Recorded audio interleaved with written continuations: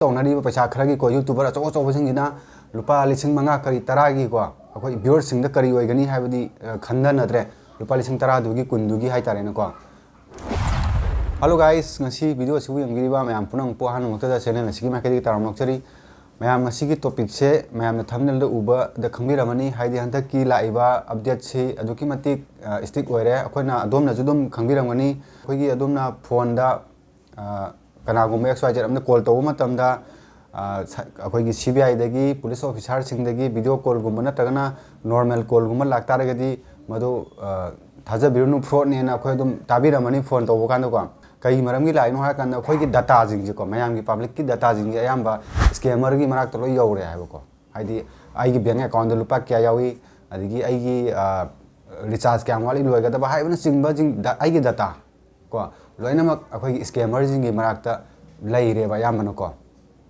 अदुदुना मयाम अखोने चेक्सनगदबजे कइनो हारकांदा अखोई की YouTube ता अखोने एडवर्टाइज तौबो मतमदा यंगो को एडवर्टाइज तौबो मतमदा सिगी एप्लीकेशन जिदा click तौबियो register तौबियो तौबो मतमदा अखोई Gmail पीरी अदिगी अखोई बैंक डिटेल्स पीरी को अदुना होय अदुमक एप्लीकेशन दुना तौरमद्रगजु डाटा खरादि मोइना अखोई की हुरान बंगमेबा अदुगा मोइना स्कैमर मोइ तुंगानबा स्कैमर दा पिथोकपा पैसा खरागी दमकता पिथोकपगुम को हाइदी सुमबजे हम तौरी अखोई इंडिया दको अदुदुना हुजिकसे अदु मयाम जिंगदो थिंगनबगी दमकता पाइखलकपा गवर्नमेंट की खोंथांग सिदैदा कैदौगे हारकान अखोई YouTube सिदजु याम चावना अखोई इफेक्ट से लाएबा को इफेक्ट से लाई हाइबदी अखोई YouTube ता अयामबने प्रमोट तौनरिबा पैसा खरागी को यूट्यूबर अचौ अचौबसिंगिना लुपा 5,000 करी 10गी को अखोई व्यूअर्ससिंगदा करी ओइगनी हाइबदी खन्ननद्रे लुपा 10,000 दुगी 10 दुगी हाइतारेनको अदुगा व्यूअर्ससिंगदुना येंगनी येंगान ट्राई तौगेदा काइनो को हाइदी नुक्सीबा आइबु नुक्सीबा वारिबो आई यूट्यूबर नि आइबु नुक्सीबा मी हमना अस माना हाइदि हम तबु येंगे काइना चंगदुनेबो को चंग कांदंग साइगी होय पैसा गेम दुदि पैसा फंगमबे मांगमबे आइ खोइ खंगद्रे अदुगा सोमगी डाटा दि सोमना चखरा दोइने डाटा हुरान गर चोरी तौगा दोइने को अदुना अदोमगी कइगुमा कांदा येंबियो को अदोमगी पैसा खरा अकाउंट दा बैलेंस खरा लोयरको मतम नत्रगना आइजे YouTube तगा खरा तोइना आइजे कइनोमा पोट अमा लाइनिंगबगी खोटपगी येंगबा खोटपा तौबा को अदुकांदा कॉल तौरकने बसिदगी लोन लौबियो नंग लोन फंगनी लुपा लाख 2 की लोन नंग ऑफर लेरे लाख 3 की ऑफर लेरे अदु कमाई खंगिनो बई पैसा दरकार लेरकदोरे पैसा चिलकदोरे आई अकाउंट पैसा यावक्तरे हाइजे मोइना इराई line खंगेबा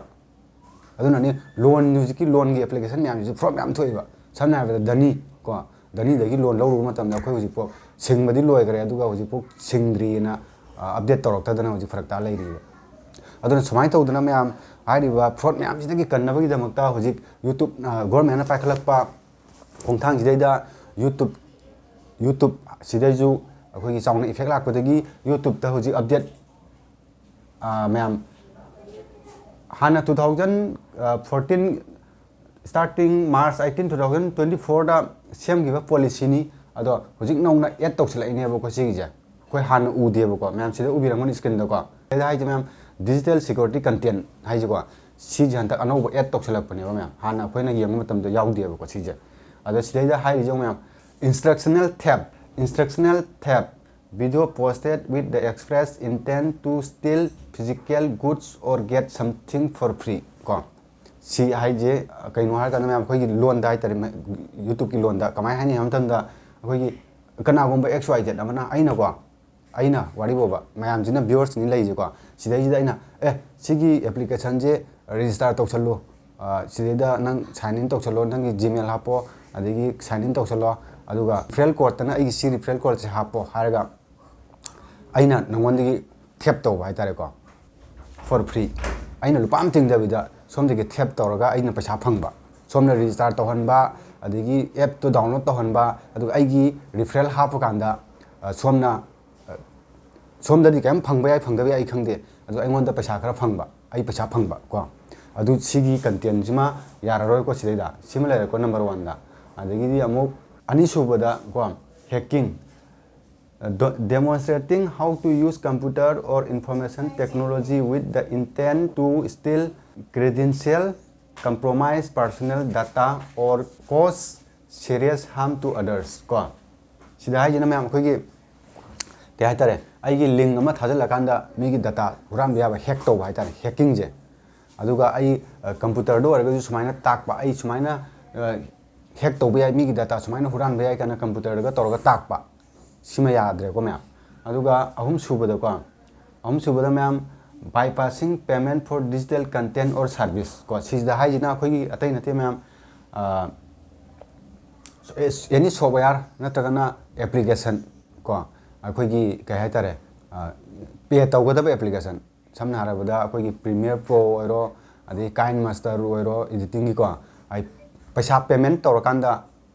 laigada akhoi gi software application do khoina si kamaina free da logani kamaina crack tawthokani asi kamaina free da download tawgani adu YouTube ki video kamaina download tawgani haibo yara roi ko samna harabada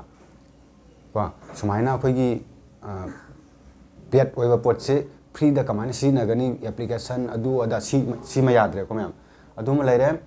aduga mari subada ko phishing content that tries to get our gifts instructions for how to get non-public personal identifying information from viewers by deceiving them ko ma'am sida hajina khoi ke haitare aina mi ama je adi ai je YouTuber ni ko aduga mi je aina ai viewers sing je doka toro haidi ledana minamaga ko minamaga aina magi identity kai je application amta pithokpa masai mamang dia du happy mane ko si jo koi kai tare application amada aina application ama haire sida nang register toro aduga nangi identity adigi kai sida any kaino ma haijel laga thaja laga dop haidi mi du da minamaga ko identity namdana pithokpo ji kaino ji da application natra software ji da ko sijma ma'am phishing sima yara ro chunga ko sini ma'am akhoi gi YouTuber sing na akhoi viewers sing gi kam khanda bida dum haidi ata application ama ta adum application na akhoi da offer tawre na sana kaya tare sigi promote to bio na lupa lising therapy kun pi ge hoi paisa sina bani na paisa ji dum pam do mi leitam na dum ta dum kadi waram ga no di khang da dum ko ma'am bi tawnari bu har ga dum taw ko aduna ma'am cry the problem yam thon ngai ka na chai gi viewers sing du da problem paisa mang ba khatana tana haidi paisa loss hoiba khatana